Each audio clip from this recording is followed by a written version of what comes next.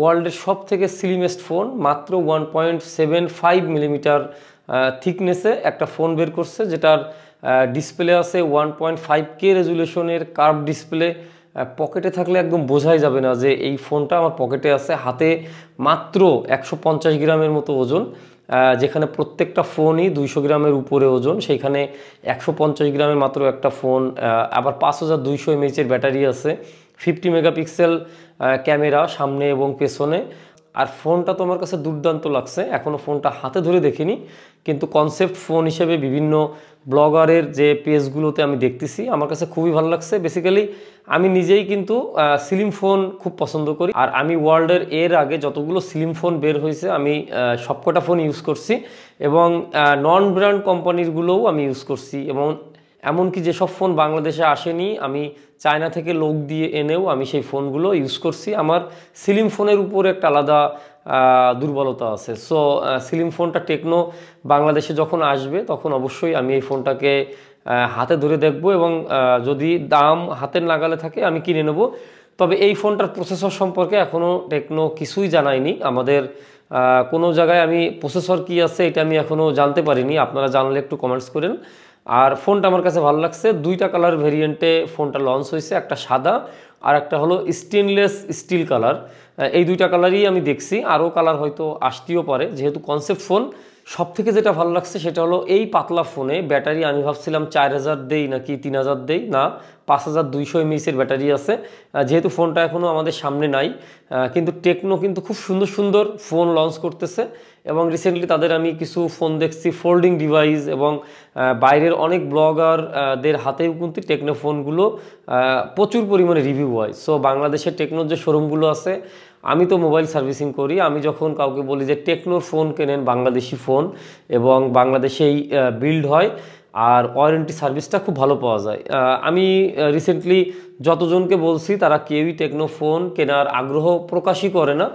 আমি 2-3 জনকে ফোন কিনে দেওয়ার পরে আমার অনেক বেশি কথা শোনা লাগছে প্রথম পর্যায়ে। তারপরে যে 1 থেকে 1.5 মাস পরে যে আমাকে বলছে না ফোনটা আসলে খুব ভালো। হ্যাঁ, তো আমি সাজেস্ট করব আপনারা টেকনো ফোন কিনতে পারেন।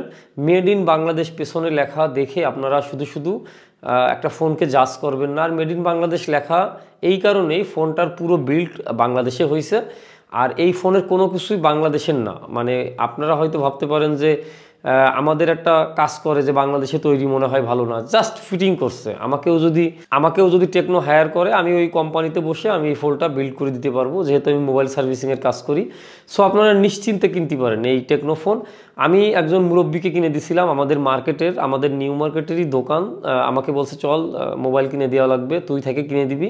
তো আমার এই ধরনের কাজগুলো টুকিটাকি করা লাগে। তো এই ধরনের কাজগুলো কিন্তু আমার লাস্ট 25 বছর ধরেই করা লাগে। আমার ভিআইপি লোক আসলেই আমাকে দোকান থেকে উঠাই নিয়ে যায় যে চল আমাকে একটা ফোন সাজেস্ট কর, কি ফোন কিনবো। তো তার বাজেট ছিল মনে হয় 16-17 এই টাইপের। বিদেশে থাকে তার মেয়ে, জাস্ট ফোনে ভিডিও কলে কথা বলবে। এখন আমি তো তাকে একটা টেকনো ফোন কিনে দিয়ে মহা বিপদে পড়ছিলাম, এবং আমাকে প্রথম 1 সপ্তাহে প্রেশার ক্রিয়েট করা হয়েছে যে ফোনটা তুই যেভাবে পারিস ওই দোকান থেকে পাল্টায়ে আমার একটা অন্য কোনো ব্র্যান্ডের ফোন কিনে দে। আমি যেখানে যাই, যে 4 দোকানে যাই, কিংবা পরিচিতরা দেখলে আমাকে বলে যে কি ফোন কিনছেন, এর না আমি তো আমরা কোনোদিন শুনিনি। তো টেকনো ফোনটার আউটলুক এবং বিল্ড কোয়ালিটি অসাধারণ সুন্দর। আর আমাদের একটা স্বভাব আছে, যে নাম আমরা শুনিনি সেই নামের ফোন এবং সেই নামের জিনিস আমরা ইউজ করতে চাই না, ঠিক আছে। টেকনো খুবই ভালো একটা ব্র্যান্ড, আপনারা কিনতে পারেন। রিসেন্টলি টেকনো কিন্তু অনেক দামি দামি ফোনও রিলিজ করছে, এবং যে ফোনগুলো আমাদের দেশে কিন্তু আসে না, ঠিক আছে। আর টেকনো আপনারা সার্চ দিয়ে যারা এই ভিডিওটা দেখতেছেন, এবং টেকনো ফোনগুলো আমি বলার পরেও যে কাস্টমার কিনে ফেরত দিতে চাইছিল, ওই টাইপের যারা আছেন, ইলেকট্রনিক্স সব পণ্য আপনার নিশ্চিন্তে, এখন যে কয়টা মোবাইল কোম্পানি আছে আপনার প্রাইস পয়েন্ট এবং সব কিছুর সাথে যদি মিলে যায় আপনারা কিনতে পারেন। তার কারণ হলো এখন যে অ্যান্ড্রয়েড ফোনগুলো তৈরি হয়, সেই ফোনগুলো আপনি ঘুরে ফিরে দেখবেন একই প্রসেসর এবং একই টাইপের। আমরা মাদারবোর্ড খুলে যখন দেখি একই টাইপের, এবং কোনো ফোনেরই মাদারবোর্ড, ব্যাটারি এবং এই টাইপের জিনিসগুলো একদমই কেউই খারাপ দেয় না, ঠিক আছে। সো আপনারা ফোনটা যদি আপনাদের ভালো লাগে, মডেলটা যদি ভালো লাগে, দামে যদি আপনাদের একদম আশেপাশে থাকে, আপনার কমফোর্ট জোনের ভিতরে থাকে, আপনারা নিশ্চিন্তে আপনার পছন্দের যে কোনো ফোন। তো এই ছিল আজকের ভিডিও। আর রিসেন্টলি টেকনো ফোনটা আমার খুব ভালো লাগছে, যার কারণে আপনাদের সামনে শেয়ার করছি। টেকনোর এই ফোনটা আমার খুবই ভালো লাগছে, যার কারণে শেয়ার করে রাখলাম আপনাদের সাথে।